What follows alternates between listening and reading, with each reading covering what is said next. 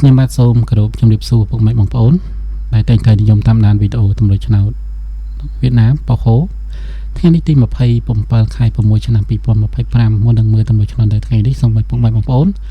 មើលតម្រូវឆ្នោតនិងលទ្ធផលកាលពីម្សិលមិញសិនបាទកាលពីម្សិលមិញប៉ូហូចេញនៅជួរទី3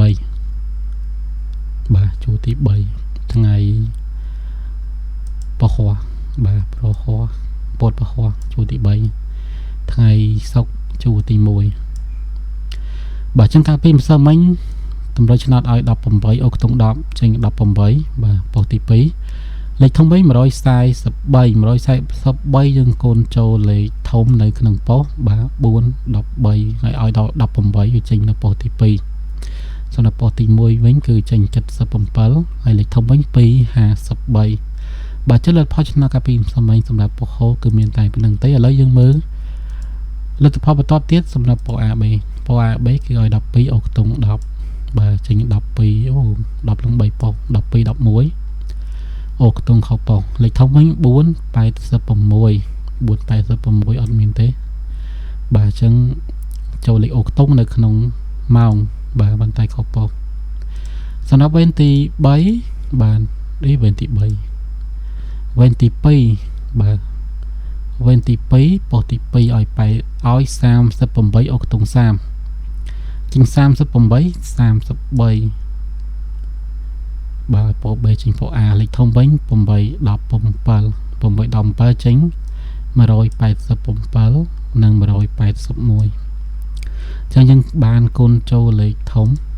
បាទមួយខ្ទង់វាគុណអត់ចូលទេច្រឡំ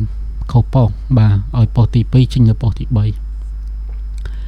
កូនចូលប៉ុន្តែនៅក្នុងម៉ោងតែវាអត់ចូលប៉ុស្តិ៍